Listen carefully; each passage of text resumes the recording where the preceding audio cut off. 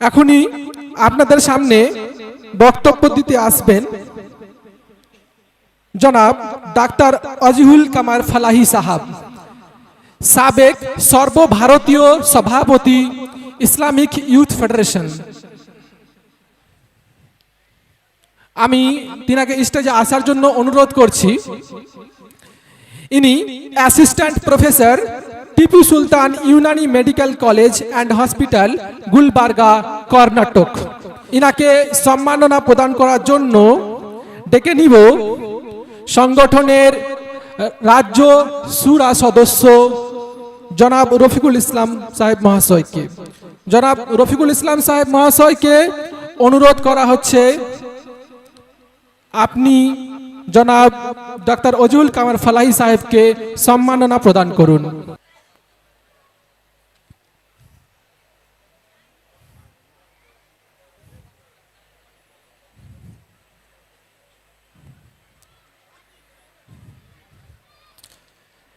সম্মাননা প্রদান করলেন জনাব রফিকুল ইসলাম সাহেব।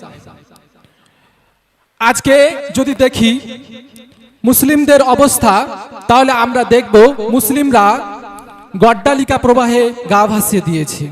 মুসলিমরা আর পাঁচটা যুবকের মতো, পাঁচটা অন্যান্য যুবকের মতো মুসলিমদেরও অবস্থা অধঃপতনের দিকেই এগিয়ে যাচ্ছে। আজকে বক্তব্য দিবেন জনাব অজিহুল কামার ফালাহি সাহাব, কর্ণাটক থেকে আগত। তিনার বক্তব্যের বিষয় হচ্ছে যুবকদের বিলাসপ্রিয়তা আমাকে কাঁদায়, যুবকদের বিলাসপ্রিয়তা আমাকে কাঁদায়। লহু মুঝকো রুলাতি হে জওয়ানোं की तन आसानी, नहीं तेरा नशे मन कसरे सुल्तानी के गुंबद पर, तू शाही है बसेरा कर पहाड़ों की चट्टानों पर। मैं जनाब अजीहुल कमर फलाही को दावत देता हूं कि आप स्टेज पर, डाइस पर आए और अपना गुफ्तगू पेश करें। अस्सलामु अलैकुम वरहमतुल्लाहि वबरकातुहू। इन्नल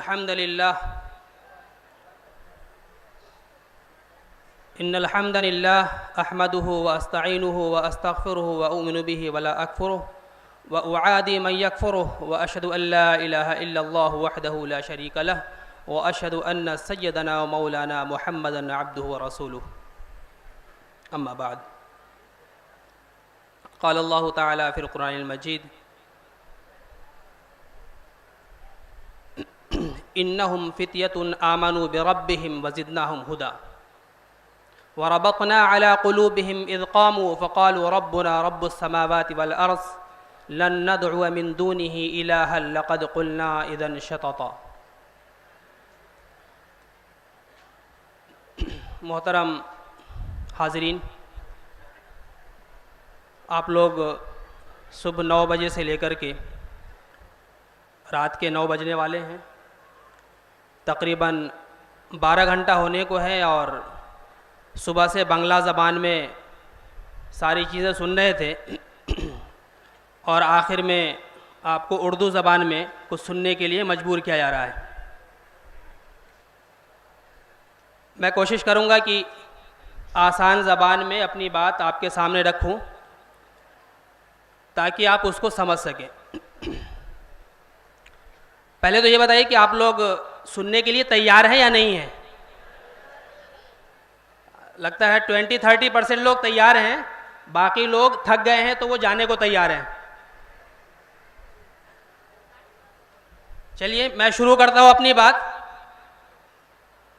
जो शेर का मिसरा मुझे दिया गया है, उस मिसरे में तो असल में अल्लामा इकबाल रोना रो रहे हैं अपने नौजवानों पे। तेरे सूफ़े हैं अफरंगी, तेरे काली हैं ईरानी। तेरे सूफ़े हैं अफरंगी, और इत्तेफाक से आपके सामने जो ये सोफ़ा रखा हुआ है, सोफ़ा समझते हैं ना जिस पे बैठते हैं हम, ये जिस पर बैठे हुए थे, इसके बारे में अल्लामा इकबाल कह रहे हैं कि तेरे सूफ़े हैं अफरंगी, तेरे काली हैं ईरानी, यानी ये सब बहुत महंगे महंगे हैं। तुम्हारे घरों में, तुम जहाँ पे रहते हो वहाँ पे बड़े महंगे महंगे सामान लेकर के आए हो, घरों को बहुत अच्छा बना रखा है। उसका अगला मिसरा क्या है? लहू मुझको रुलाती है जवानों की तनासानी। ये जो इतना ऐशो इशरत में देख रहा हूँ, इतने अच्छे मकान हैं, इतना बैंक बैलेंस है, अच्छी कार है ना, अच्छी जॉब है, अच्छा बिजनेस है, ये अच्छे सोफ़े हैं, ये अच्छे कालीन हैं, ये सब देख के ऐसा लगता है कि मेरे नौजवान जो है वो अब ऐशो मस्ती में रहना चाहते हैं। ये पूरा अल्लामा इकबाल आगे पूरी नज़्म है ये। आगे कहते हैं, इमारत क्या शिकवे खुसरवी भी हो तो क्या हासिल, न ज़ोरे हैदरी तुझ में न इस्तिग़नाए सलमानी। यानी तुमको अगर पूरी दुनिया की दौलत भी दे दी जाए, बादशाहत भी दे दी जाए, तो उससे क्या होगा? तुम्हारे अंदर न हज़रत अली रज़ियल्लाहु ताला अन्हु जैसी ताकत है, क़ुव्वत है, ज़ोर है, न इस्तिग़नाए सलमानी। और हज़रत सलमान फ़ारसी रज़ियल्लाहु ताला अन्हु को जो इस्तिग़ना था, दुनिया से बेनियाजी थी, वो भी नहीं तुम्हारे अंदर। बट आखिर का जो मिसरा है उससे अल्लामा इकबाल नौजवानों को उभारते हैं, अपना मकाम याद दिलाते हैं। क्या? नहीं तेरा नशेमन कसर सुल्तानी के गुंबद पर, नहीं तेरा नशेमन कसर सुल्तानी के गुंबद पर, तो शाही है बसेरा कर पहाड़ों की चट्टानों में। शाहीन जो है अल्लामा इकबाल के लिए, शाहीन एक परिंदा का नाम है, दैट इज़ ईगल, है ना। उकाब भी बोलते हैं, शाहीन बोलते हैं। तो ये अल्लामा इकबाल का बहुत ही आइडियल परिंदा है। और इस परिंदे को अल्लामा इकबाल उम्मत मुस्लिमा के नौजवानों से तशबीह देते हैं और उम्मत मुस्लिमा के नौजवानों को बार बार उभारते हैं कि तुम शाहीन सिफत बनो, तुम्हारे अंदर शाहीन जैसी सिफात होनी चाहिए, खूबी होनी चाहिए। तो क्या कहा अल्लामा इकबाल ने? नहीं तेरा नशेमन। यहाँ पर जितने भी नौजवान हैं मैं उनसे ख़ास तौर पर मुखातब हूँ। क्या कहा अल्लामा इकबाल ने हमसे? नहीं तेरा नशेमन। नशेमन बोलते हैं घोंसले को जिसमें चिड़िया रहती है, जो चिड़िया का घर होता है। नहीं तेरा नशेमन कसर सुल्तानी के गुंबद पर। कसर बोलते हैं महल को, जो बादशाह का महल होता है। नौजवानों की जो हालत है आज, हम लोगों की क्या हालत है? यहाँ पर माशाअल्लाह बंगाल के अच्छे खासे एरिए से नौजवान यहाँ पर इकट्ठा हैं। उनके वालिदैन भी हैं, कुछ के सरपरस्त भी हैं, बड़े भाई भी हैं, उनके औलादे भी हैं। क्या प्लान है हमारा जो आम उम्मत मुस्लिमा के नौजवानों का है? क्या करना है? 12th करना है, 10th करना है, 12th करना है, आगे ग्रेजुएशन करना है, अच्छा डॉक्टर बनना है, अच्छा इंजीनियर बनना है, अच्छा टीचर बनना है, बैंक बैलेंस बनाना है। अगर मौका मिल जाए, संडे को एक आध घंटे का मौका मिल जाए तो कुछ दीन की दावत का काम कर लेना है। अगर मौका मिल जाए तो नमाज पढ़ लेनी है, फजर छूट जाए तो भी कोई बात नहीं। बिलुमूम जो यूजुअली जो पूरी उम्मत का हाल है वो तकरीबन ऐसा ही है। अल्लामा इकबाल कहते हैं, नहीं तेरा नशेमन कसर सुल्तानी के गुंबद पर। ये सब जो कर रहे हो तुम, इतना बैंक बैलेंस इकट्ठा कर रहे हो, पैसे इकट्ठा कर रहे हो, अच्छा घर बना रहे हो, अच्छी कार का ख्वाब देख रहे हो, अच्छे गाड़ी के ख्वाब देख रहे हो, अच्छे मोबाइल, महंगे से महंगे मोबाइल का ख्वाब देख रहे हो, ये तुम्हारा नशेमन नहीं है, घर नहीं है। बादशाह का महल शाहीन का घर नहीं होता। बादशाह का ऊंचा से ऊंचा महल हो, वहां जाकर के शाहीन बसेरा नहीं करता, वहां पर शाहीन अपनी जिंदगी नहीं गुजारता। तो शाही है बसेरा कर पहाड़ों की चट्टानों में। क्या कह रहे हैं? शाहीन अपना आशियाना कहां बनाता है? बनाता ही नहीं है। कहां रहता है शाहीन? इस इलाके में तो पहाड़ नहीं है, बट जो लोग गए होंगे, अब तो मोबाइल का ज़माना है, गुल का ज़माना है, सब लोगों ने देखा होगा पहाड़ कैसा होता है। जो पहाड़ की संगलाख चोटी होती है, नोकीली चोटियां होती हैं, सबसे ऊंची चोटी होती है, शाहीन उसको अपना बसेरा बनाता है और वहां से अपनी शिकार पे नजर रखता है। कहां से?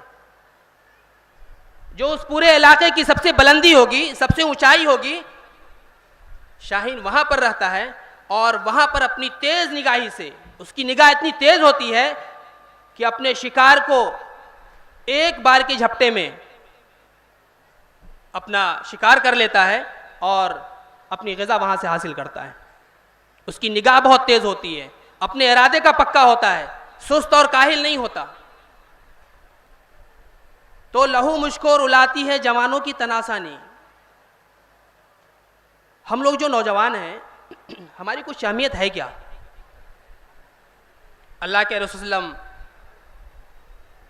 नौजवानों के बारे में कहते हैं कि कुछ नौजवान भी होंगे जिनको अल्लाह ताला अपने मखसूस साए में जगह देगा। क्या करेगा? मखसूस साए में जगह देगा, जिस दिन की अल्लाह के साया के अलावा कोई साया नहीं होगा। क़यामत के बारे में हम सबको मालूम है, कोई साया नहीं होगा, धूप ही धूप होगी, इंसान पसीने में शराबोर होगा। उस दिन अल्लाह ताला कहता है नौजवानों के बारे में कि एक उस नौजवान 7 लोगों को अल्लाह ताला क़यामत के दिन अपने साए में जगह देगा। कितने? 7 लोगों को। और उसमें से एक वो नौजवान है शाबुन नशअ फी इबादतिल्लाह, जिसने अल्लाह ताला की इबादत में, अल्लाह ताला की बंदगी में, अल्लाह ताला की वहदानियत में, अल्लाह ताला के दीन को कायम करने में, अल्लाह ताला के लिए जीने और मरने में जिसने अपनी ज़िंदगी गुजारी होगी, जिसने अपनी नौजवानी गुजारी होगी। और सुनिए, इस्लाम में नौजवानों की क्या अहमियत है। अल्लाह के रसूल फरमाते हैं कि 5 चीज़ों को 5 चीज़ों पहले गनीमत जानो, यानी जब तक ये 5 चीज़ें तुम तक आएँ उससे पहले उन 5 चीज़ों को गनीमत जानो। यानी अगर उन नेमतों की कदर नहीं करोगे तो वो तुमसे छिन जाएंगी और उसके बाद तुम कुछ नहीं कर सकोगे। उसमें से क्या है? एक शबाबा का कब्ल हरमिक, अपनी जवानी को अपने बुढ़ापे से पहले गनीमत जानो। यहाँ पर बूढ़े लोग भी मौजूद हैं, बच्चे भी हैं और हम जैसे नौजवान भी हैं। हम सोचें, ये जवानी जिसके बारे में अल्लाह ताला क़यामत के दिन हमसे पूछेगा भी, इंसान के कदम अपनी जगह से नहीं हटेंगे जबकि उससे कुछ सवाल नहीं कर लिया जाए। और उसमें एक सवाल किया किसके बारे में होगा? जवानी के बारे में। वान शबाबिही फीमा अफना, उसकी जवानी के बारे में सवाल होगा कि तुमने कहाँ खर्च किया, उसको कहाँ फिना किया, कहाँ बर्बाद किया, कहाँ इस्तेमाल किया। मेरे नौजवान भाइयों, ये नौजवानी, इसको लोग गोल्डन पीरियड बोलते हैं। क्या बोलते हैं? Golden period. आपने कभी अगर किसी चीज़ को ऊपर फेंका होगा, बैट बॉल खेलते हैं ना हम, क्रिकेट, तो लोग बॉल ऊपर उछालते हैं। जब हम बॉल फेंकते हैं ऊपर तो क्या होता है? एक मरहले पे आकर के जाकर के फिर वहाँ से नीचे आने लगता है, रुकता नहीं है वहाँ पे। ऐसे ही अल्लाह ताला ने इंसान को क्या दी है? जवानी दी है। जवानी रुकने वाली नहीं है, उम्र ही रुकने वाली नहीं है, जिंदगी ही रुकने वाली नहीं है। आज इस जवानी का हम क्या कर रहे हैं? आज आपके सामने सुबह से लेकर के अभी तक, और ख़ास तौर से अभी का जो सीन पेश किया गया फ़लस्तीन का, सब कुछ है हमारे सामने। क्या हालत है इस्लाम की, क्या हालत है मुसलमानों की, क्या हालत है मुस्लिम नौजवानों की, क्या हालत है हमारी माँ और बहनों की, क्या हालत है हमारे समाज की। ऐसे में क्या हमको यूं ही बैठ जाना है या कुछ काम करना है? हमें देखना चाहिए, अपनी तारीख देखनी चाहिए, हमारी पास्ट हिस्ट्री क्या है, नौजवानों की हिस्ट्री क्या है हमारी। दूर छोड़ दीजिए, अल्लाह के रसूल का ज़माना छोड़ दीजिए, हज़रत ईसा इस्लाम का ज़माना छोड़ दीजिए, हज़रत मूसा इस्लाम का ज़माना छोड़ दीजिए, आज की डेट में आ जाइए। पास नहीं है, प्रेजेंट है।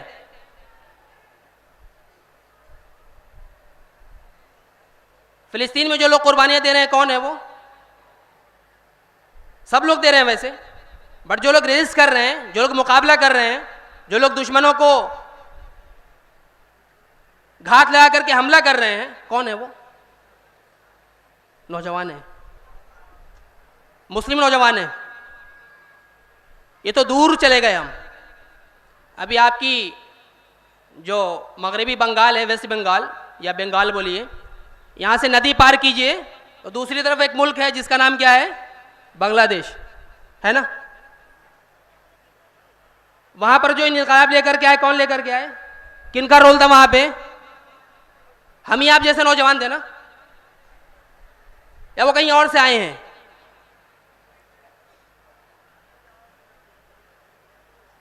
जो पूरा तख्ता पलट हुआ है, किन लोगों ने किया है? सब लोग हैं, सोसाइटी के सारे लोग उसमें शामिल हैं, औरतें भी हैं, बूढ़े भी हैं, बच्चे भी हैं। बट मेन रोल किसका है? किसने सबसे ज़्यादा कुर्बानी पेश की है? नौजवानों ने की है। बांग्लादेश, फ़लस्तीन और अपने कंट्री के पास में एक और कंट्री है, क्या नाम है उसका, अफ़गानिस्तान, है ना। पहले लोग तालिबान का नाम लेने से डरते थे, नाम लेंगे उनके बारे में कुछ बोलेंगे तो केस हो जाएगा, FIR हो जाएगा। बट आज अमेरिका जैसा देश उन्हीं तालिबान के साथ बैठ करके, जिनको वो दहशतगर्द कहता था, टेररिस्ट कहता था, उनके साथ बैठकर क्या कर रहा है, मुकालमा कर रहा है, डिस्कस कर रहा है, मामलात कैसे तय होंगे, हुकूमत कैसे चलेगी, इस मुल्क का रखवाला कौन होगा।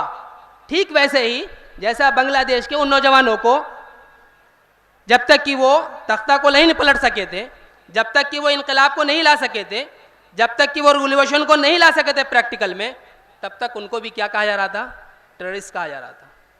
ये हर जमाने का रवाज है, हर जमाने का दस्तूर है। क्या आप जब भी कुछ करेंगे, जुल्म के खिलाफ उठेंगे, आपको दहशतगर्द कहा जाएगा, जुल्म के खिलाफ उठेंगे, दहशतगर्द कहा जाएगा, टेररिस्ट कहा जाएगा, यह कहा जाएगा कि ये लोग मुल्क का माहौल खराब कर रहे हैं।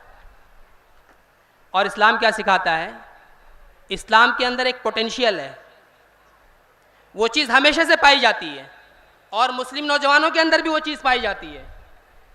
वो क्या है, जुल्म के खिलाफ आवाज़ उठाना, जुल्म के खिलाफ दिल में नफरत रखना, और अगर ताकत हो तो जालिम के हाथ को पकड़ करके मरोड़ देना।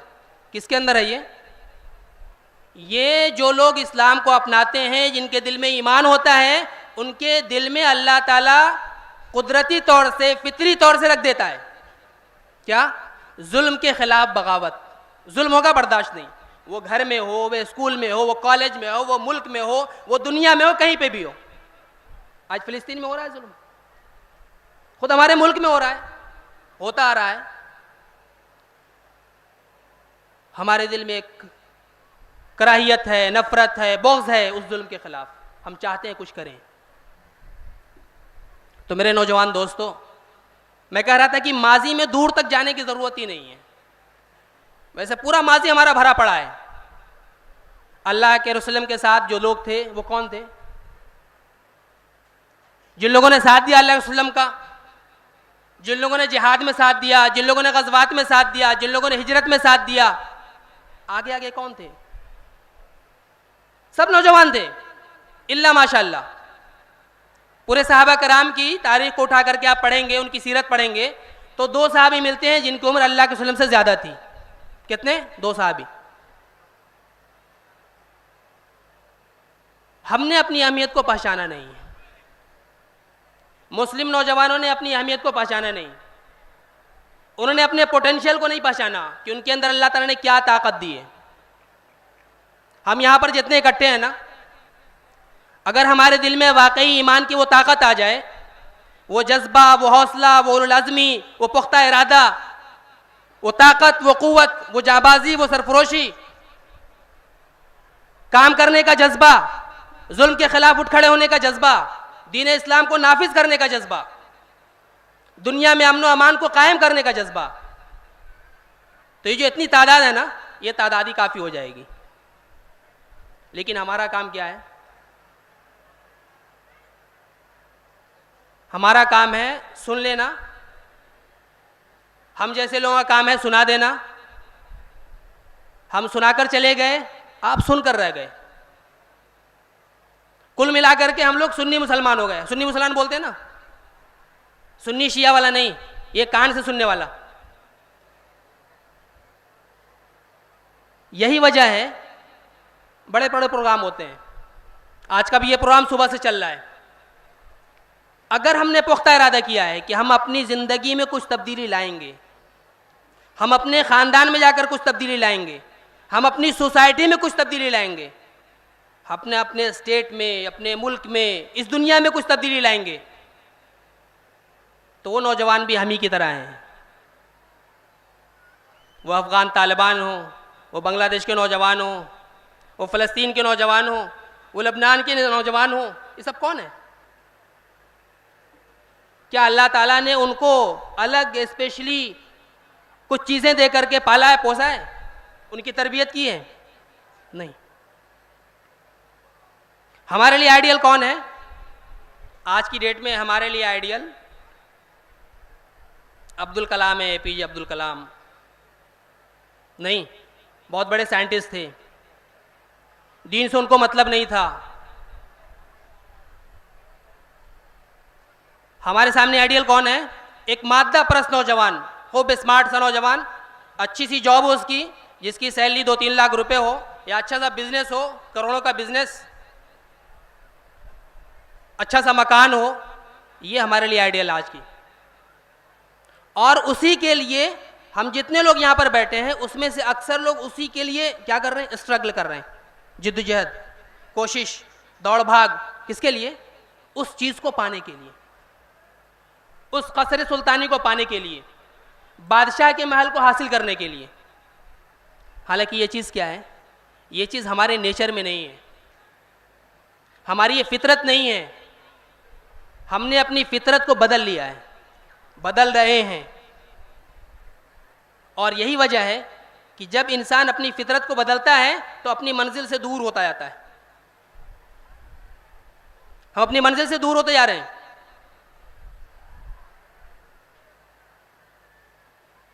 हमारे यहाँ जो लोग दीन का काम करते हैं, बहुत मेहनत से काम करते हैं, अल्लाह माफ़ करे, उनके लिए भी टारगेट क्या है?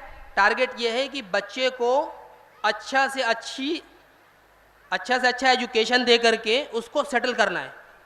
इल्ला माशाअल्लाह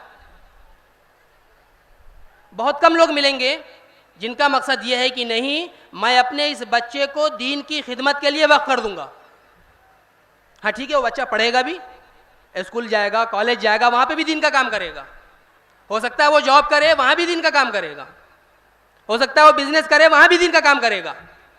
और अगर वक्त आएगा तो वैसे ही अपने माल असबाब, अपने घर बार, अपनी ज़मीन, अपनी जायदाद, सब कुछ छोड़ करके अपनी जान और माल को अल्लाह के हवाले वैसे ही कर देगा जैसे कि आज फ़लस्तीन के नौजवान कर रहे हैं, जैसे कि आज फ़लस्तीन के मुसलमान कर रहे हैं। कितने लोग सोचते हैं ऐसा? अच्छा, हम लोग यहाँ पे बैठे हैं ना, थोड़ी देर के लिए सोचें। ये कैंप है, पंडाल लगा हुआ है, यहाँ पर हम बैठे हुए हैं। हमको 1 साल के लिए यहीं पे रख दिया जाए, कितने साल के लिए? हमास ने पहला हमला कब किया था? 7 अक्टूबर 2023 को, और आज 20 अक्टूबर 2024 है। 1 साल पहले किया था ना। तब से लेकर आज तक जितने भी खानदान रहते हैं वहां पे, जितने भी मुसलमान रह रहे हैं, चाहे वो औरतें हों, बच्चे हों, नौजवान हों, बूढ़े हों, चाहे वो पढ़े लिखे हों, बहुत ज्यादा पढ़े लिखे हों या कम पढ़े लिखे हों, चाहे उनका बिजनेस बहुत ज्यादा चमक रहा था या वो जाकर के मजदूरी करके कमाते थे, आज वो सब कुछ तकरीबन पूरा गज़ा खाली कर चुके हैं ना। अल्लामा इकबाल इसी को याद दिलाते हैं, नहीं तेरा नशेमन कसर सुल्तानी के गुंबद पर, तो शाही है बसेरा कर पहाड़ों की चट्टानों में। दुनिया की ऐशो मस्ती ये सब कुछ हासिल करके कहां जाओगे? 25-30 साल हो गए, आगे आने वाली जिंदगी में 25-30 साल और उसके बाद तो ये जो गोल्डन पीरियड होता है, ये अपने ऑप्टिमम लेवल तक पहुंच करके अपने मंजिल मकसूद तक पहुंचने का नाम होता है। और आज की डेट में जो इस मुल्क में तब्दीली नहीं आ रही है, उम्मत मुस्लिमा में तब्दीली नहीं आ रही है, पूरी दुनिया का सिनेरियो, पूरे मुल्क का सिनेरियो, पूरे स्टेट का सिनेरियो चेंज नहीं हो रहा है। उसकी वजह क्या है? नौजवान कहाँ मस्त हैं? नौजवान मस्त हैं मोबाइल में, बच्चे मस्त हैं मोबाइल में, बच्चों के वालिदैन मस्त हैं मोबाइल में, हमारी ख़वातीन कहाँ बिजी हैं? मोबाइल में। हकीकत ऐसी ही है ना, या मैं कुछ गलत बोल रहा हूं? हमारा काम ये नहीं था, बच्चे को खिलौने दे दिया गया और हम उस खिलौनों के लेकर के बजा रहे हैं। मोबाइल अपने हाथ में लेकर के माजी और हाल को हम देख रहे हैं और अपने मुस्तकबिल से लापरवाह हैं। उस मोबाइल में हम हर चीज़ देखते हैं, बट अपना जो हमारा फ्यूचर है, क्या है फ्यूचर हमारा? आने वाले 5 साल में, 10 साल में क्या होगा, हम नहीं सोच रहे हैं। क्यों नहीं सोच रहे हैं? क्योंकि जो पीएम है, जो सीएम है, जो एमएलए हैं, जो एमपी हैं, सब क्या है? बूढ़े लोग हैं। वो लोग मुल्क चला रहे हैं, इसलिए हमको सोचने की ज़रूरत ही नहीं है। जुल्म होता है वो खड़े होते हैं, कुछ गलत काम होता है वो खड़े होते हैं, कुछ अच्छा काम होता है वो करते हैं। तो हमें सोचने की ज़रूरत भी नहीं है और करने की ज़रूरत भी नहीं है। तो जिस मुल्क के नौजवान, जिस उम्मत के नौजवान कैसे होंगे? हम जैसे।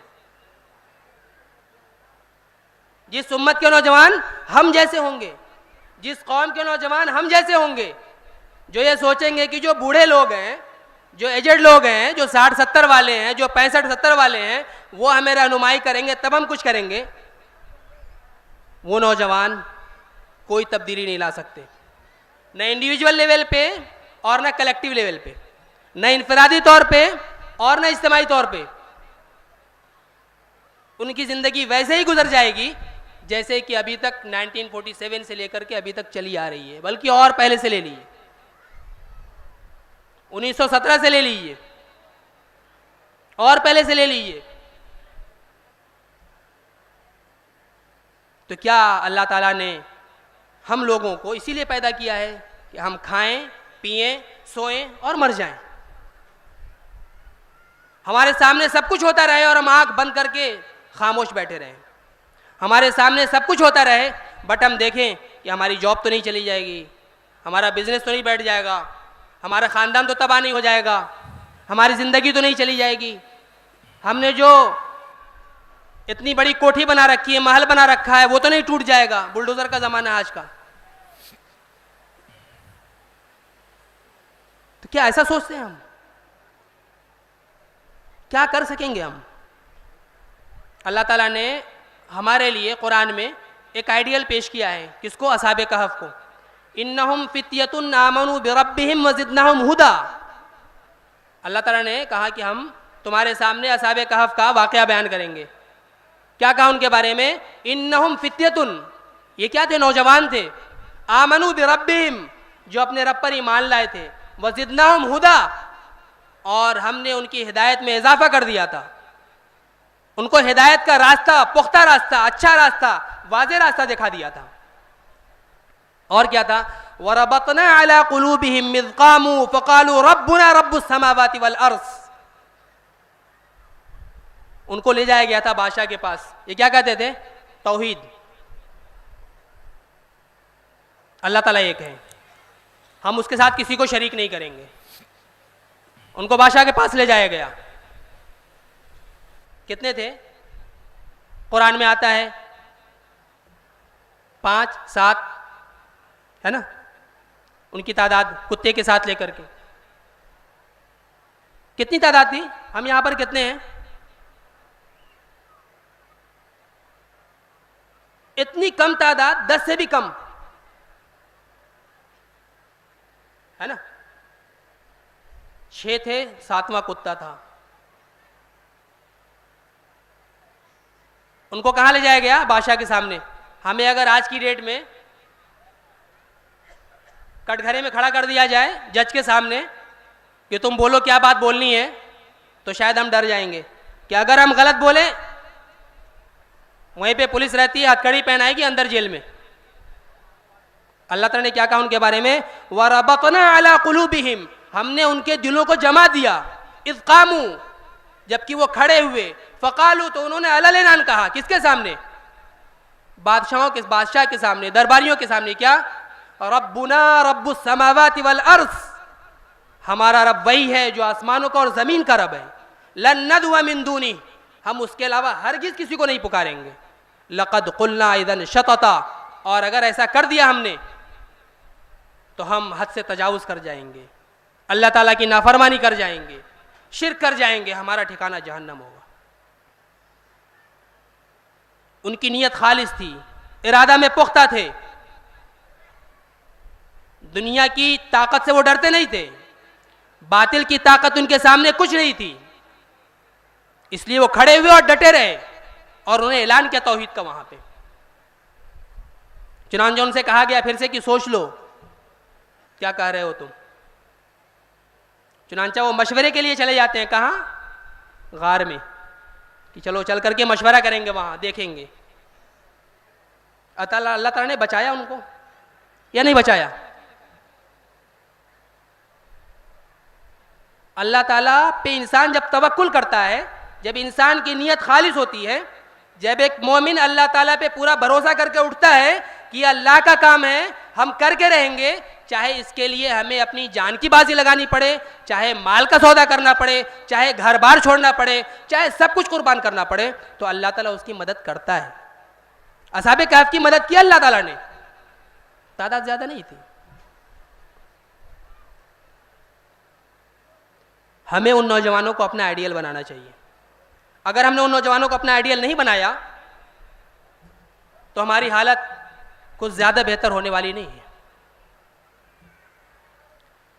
हमें असहाबे कहफ को देखना चाहिए, रिसेंट के जो भी चल रहा है पूरी दुनिया में चल रहा है उसको देखना चाहिए। पास में अल्लाह के वसल्लम के जो सहाबा कराम थे उन्होंने कैसे इनकलाब बर्पा किया, दुनिया को कैसे चेंज किया, उसमें कैसे अमन व अमान कायम किया, कैसे जिहाद व शहादत के ज़रिया से पूरी दुनिया में इस्लाम को वाज़े किया। इसको हमें पढ़ना चाहिए, सीखना चाहिए, समझना चाहिए और अमल करने के लिए तैयार रहना चाहिए।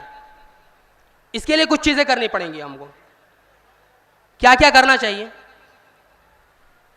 देखिए, अल्लामा इकबाल एक शेर कहते हैं, उस कौम को शमशीर की हाजत नहीं रहती, उस कौम को शमशीर की हाजत नहीं रहती। शमशीर जो तलवार को बोलते हैं। उस कौम को शमशीर की हाजत नहीं रहती हो जिसके जवानों में खुदी सीरत फौलाद। हमारी सीरत जो है ना, हमारा जो कैरेक्टर है, हमारे जो सिफ़ात हैं, हमारे जो अखलाकियात हैं, हमारा जो मोरल कैरेक्टर है, वो अगर कैसा हो, फौलाद की तरह हो, उस कौम को शमशीर की हाजत नहीं रहती। आज जो कुछ फ़लस्तीन में देख रहे हैं आप, क्या उनके पास हथियार बहुत ज़्यादा हैं? नहीं, बट उनकी खुदी जो है फौलाद की तरह है। फौलाद किसको बोलते हैं? आयरन को, लोहे को। वो डरने और डगमगाने वाले नहीं हैं, वो अपने अज़्म और इरादे में पुख्ता हैं, मुसम्मम हैं। तो पहली चीज़ जो हम नौजवानों को करने की है, पहले बताइए कि हम करेंगे कि नहीं करेंगे। यहाँ पर जितने लोग बैठे हैं, ख़ासतौर से नौजवान, हम लोग पहले ये बताएं कि ये काम करेंगे या नहीं करेंगे हम। क्योंकि यहाँ सिर्फ सुनने के लिए नहीं है कि ऐसा हुआ और हमने ये कर दिया और हम ऐसा कर लेंगे, ऐसा नहीं है। अगर आपका पुख्ता इरादा है, अगर आपका डिटर्मिनेशन है कि आप कुछ करेंगे, तो फिर हमें इन निकात की तरफ तवज्जो देना चाहिए। पहला पॉइंट क्या है?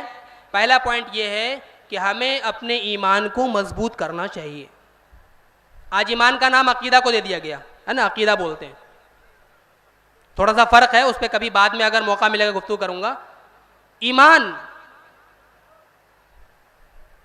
ईमान पुख्ता है कि नहीं है। आज क्या होता है, अकीदा सही है, अमल कुछ और है, होता है ना। इनका अकीदा बहुत सही है, बहुत अच्छा है, अमल क्या है? नमाज नहीं पढ़ रहे। अमल क्या है? आपस में मामलात ख़राब हैं। तो ईमान अगर होगा, ईमान पुख्ता होगा,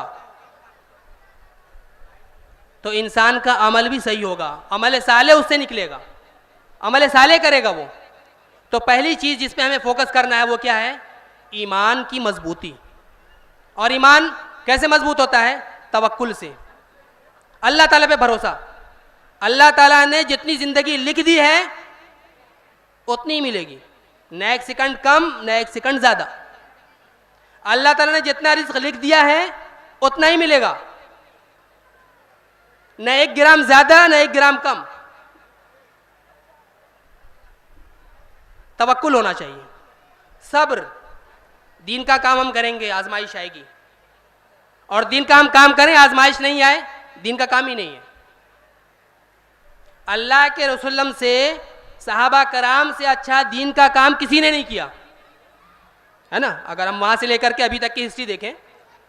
बट उतनी हिकमत के साथ जो अल्लाह के रसूल के बारे में कहा गया रहमतुल लिल आलमीन है, उन्होंने दीन का काम बहुत ही अच्छे अंदाज से हिकमत के साथ किया। बट आजमाइश उन पर भी आई। 3 साल तक शेब अबी तालिब में रहे, हिजरत करना पड़ी, सहाबा कराम शहीद हुए, साहबियात शहीद हुई। सब्र, सब्र नहीं होगा ये काम हम छोड़ देंगे आगे चल करके। ईमान मजबूत किससे होता है? तवक्कुल से। मजबूत किससे होता है? सब्र से। और किससे मजबूत होता है? ज़ुहद से। ज़ुहद क्या है? ज़ुहद बोलते हैं दुनिया में जो कुछ है उसकी परवाह नहीं। अल्लाह ताला ने पैसा दे दिया तो भी उसका शुक्र है, अगर पैसा कम दिया तो भी उसका शुक्र है, और पैसा अगर ले लिया तो भी उसका शुक्र है। इस्तिगना बोलते हैं, बेनियाजी, किसी इंसान से किसी चीज की हाजत ही नहीं, अल्लाह ताला ही हमारी हाजत पूरी करेगा। क़नाअत ज़ुहद का अगला स्टेप है। हमारे अंदर क़नाअत ही नहीं है। आज हम सोचते हैं जॉब छूट जाएगी, बिजनेस खत्म हो जाएगा, कल को खाएंगे कहाँ से? आज हमने दीन का काम किया, आजमाइश आ गई, जेल में चले गए, बच्चे को कौन पालेगा? बीवी को कौन देखेगा? अब्बू अम्मी को कौन देखेगा? ऐसा ही सोचते हैं ना। अरे मैं तो कह रहा हूं आइडियल है कौन? आज की डेट में आइडियल है फलस्तीन के नौजवान। देखिए फलस्तीन के लोग शहीद हो रहे हैं, बेटा भी शहीद, बाप भी शहीद, दादा भी शहीद, अम्मा भी शहीद। फिक्र है क्या? कुछ है उनके पास? कोई जमीन है? कोई दौलत है? कोई बैंक बैलेंस है? कुछ नहीं है। किसके लिए कर रहे हैं? अल्लाह ताला के लिए। क़नाअत, पूरी दुनिया से लापरवाही, बेनियाजी, जरूरत ही नहीं है। मिल गया अच्छी बात है, अल्लाह ताला का शुक्र है, नहीं मिला तो भी अल्लाह ताला का शुक्र है। आजमाइश है, सब्र करना है। तो पहली चीज ईमान की पुख्तगी। दूसरी चीज है, इसी ईमान को अगर हमें मजबूत करना है, अमली उसमें लाना है, तो हमारे नौजवानों के अंदर क्या होनी चाहिए? जफाकशी, जिस्मानी मेहनत।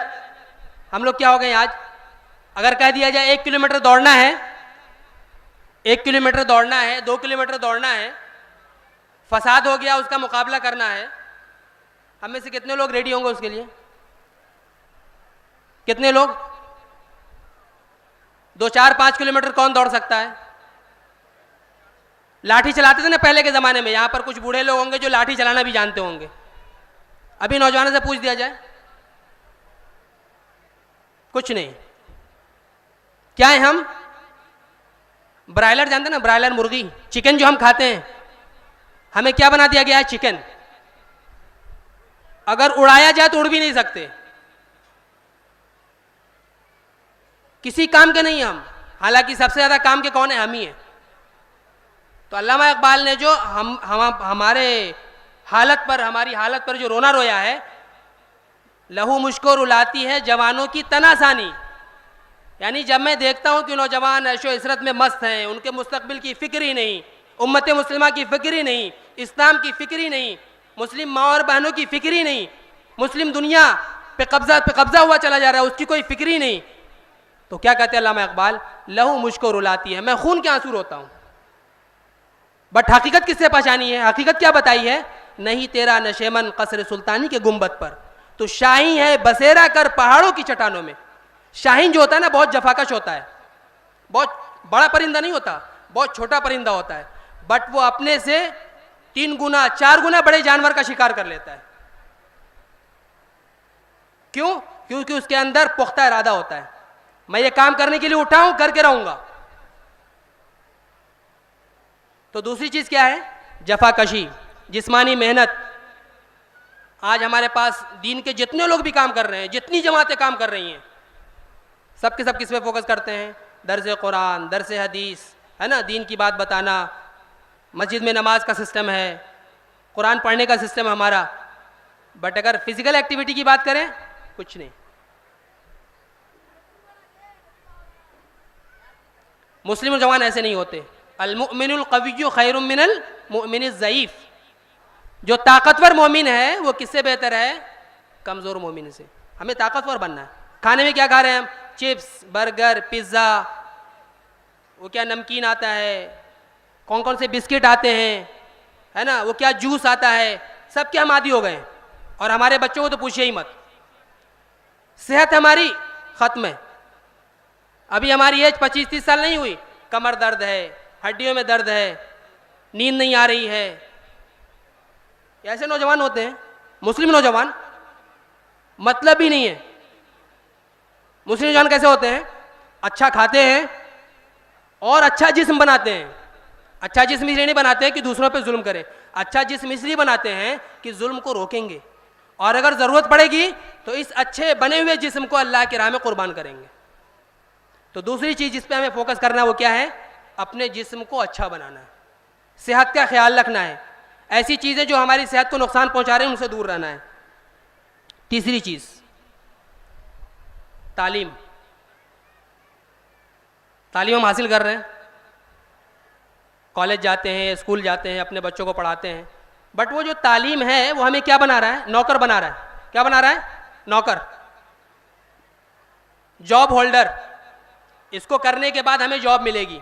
स्कोप देखते हैं हम बीएड कर लेंगे, डीएलएड कर लेंगे तो हमें जॉब मिलेगी? नहीं मिलेगी, नहीं मिल सकती। अच्छा ठीक है, बीएससी नर्सिंग कर लेंगे, नर्सिंग में जॉब मिल जाएगी।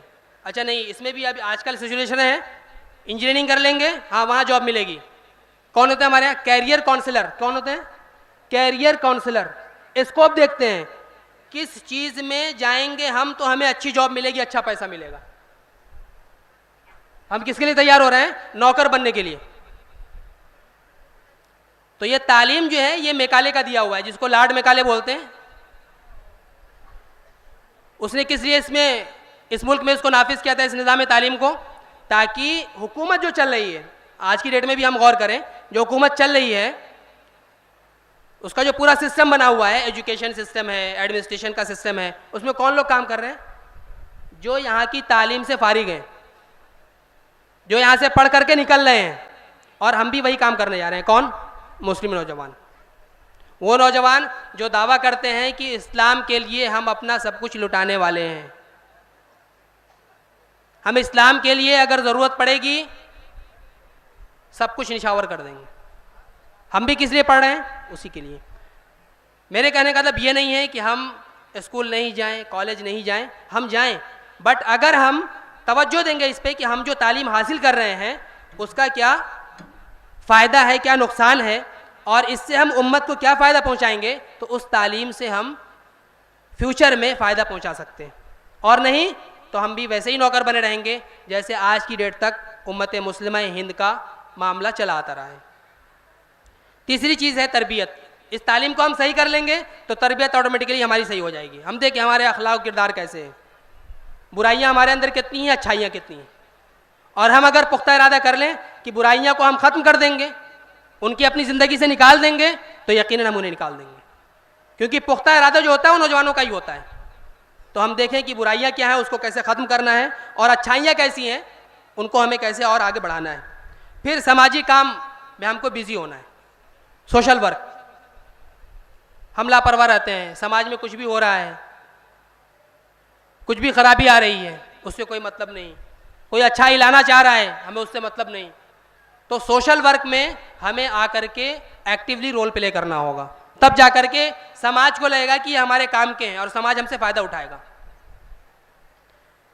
फिर उसके बाद वक्त का सही इस्तेमाल। इन तमाम चीज़ों को अगर हमें करना है तो वक्त का सही इस्तेमाल करना होगा, और उसका वक्त के सही इस्तेमाल में सबसे बुनियादी चीज़ है मोबाइल का इस्तेमाल हम कम से कम करें। जितनी मुफीद चीज़ें हैं, फ़ायदेमंद चीज़ें उसके लिए करें, जितनी नुकसानदा चीज़ें उसके लिए हम मोबाइल को रख दें। इसके बाद नेक्स्ट है सालेह तंजीम से वाबस्तगी। जो अच्छी ऑर्गेनाइजेशन है, जिसके अंदर रूल रेगुलेशन से काम होता है, जिसके अंदर लोग जो उसके मेंबरान हैं मोहब्बत के साथ, इत्तेफाक के साथ अच्छे से रहते हैं, भाई भाई बन करके रहते हैं, ऐसे ऑर्गेनाइजेशन को हम ढूंढें, उसमें शामिल हैं। IYF उसके लिए एक बेहतरीन प्लेटफॉर्म है, वहाँ भी आप जुड़ सकते हैं। फिर इसके बाद आखिरी चीज़, जो इन तमाम चीज़ों को हम करते रहें बट अगर वो चीज़ नहीं है तो किसी काम का नहीं है, वो क्या है? जज्बे जिहाद और शौक़ शहादत। जिस कौम के अंदर जिस नौजवान के अंदर मरने की और मारने की, किसकी, मरने की और मारने की तलब नहीं हो, जज्बा नहीं हो, वो कौम कुछ भी नहीं कर सकती। पूरी दुनिया की हिस्ट्री उठा करके देख लीजिए, शुरू से लेकर आखिर तक। आपको कुछ करना है तो मरने का जज्बा होना चाहिए, दैट इज शहादत। क्या है? मरने का जज्बा होना चाहिए। और अगर जुल्म को रोकना है तो मारने का जज्बा होना चाहिए, दैट इज जिहाद।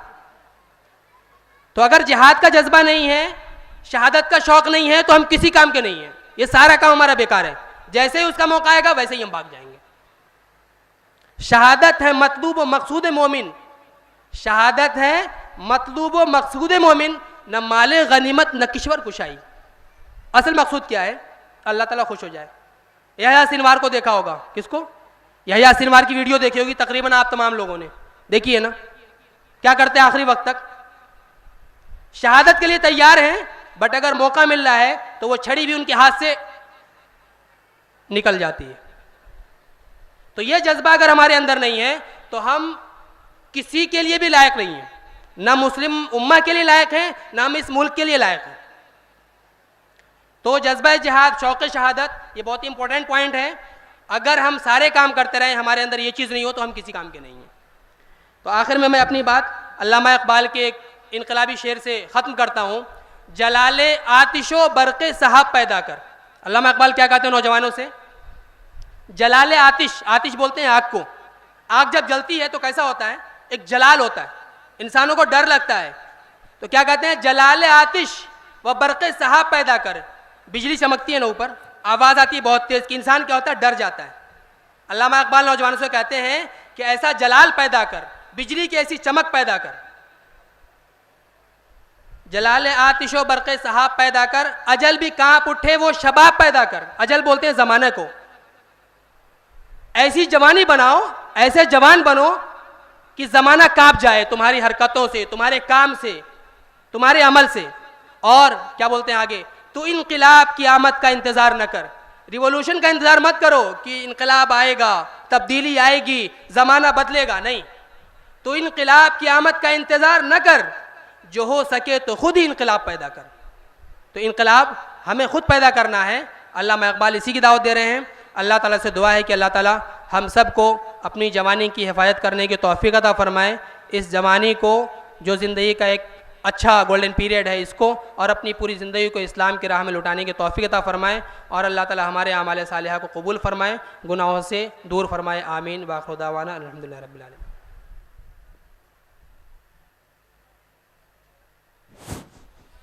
জাযাকাল্লাহ খের। উনি আমাদের সামনে মুসলিম যুবকদের বর্তমান অবস্থা তুলে ধরলেন, যে আজকে মুসলিম যুবকদের কি ধরনের বৈশিষ্ট্যের গুণাবলী হওয়া উচিত ছিল এবং কি ধরনের বৈশিষ্ট্যের গুণাবলী অধিকারী আজকে আমরা রয়েছি। আমাদের উচিত ছিল সবল, শক্তিশালী, ইমানের বলে বলিয়ান, শারীরিকভাবে শক্তিশালী, কিন্তু আমরা হয়ে গিয়েছি দুর্বল ইমানের অধিকারী। আমাদের ইমান কমজোর হয়ে গিয়েছে, আমাদের আমল কমজোর হয়ে গিয়েছে। ইনি শেষের দিকে কিছু পয়েন্ট বলে গিয়েছেন, সেইগুলোর প্রতি আমাদের গুরুত্ব দিতে হবে। আমাদের ইমান, আমল, সবর, অল্পে তুষ্টি ইত্যাদি বিষয়গুলোর উপরে তিনি জোর দিয়েছেন। আমরা এই বিষয়গুলো আমাদের যুবকদের মধ্যে যদি নিয়ে আসতে পারি। এবং তিনি আরেকটি বিষয় তুলে ধরেছেন শেষে, আমরা যুবকরা, মুসলিম যুবকদের প্রতি তিনি আল্লামা ইকবালের একটা কবিতা বলেছেন যে মুসলিম যুবকরা পরিবর্তনের জন্য, বিপ্লবের জন্য বসে থাকবে না, তারা বিপ্লব তৈরি করবে, পরিবর্তন নিয়ে আসবে। এটাই হবে মুসলিম যুবকদের বৈশিষ্ট্য।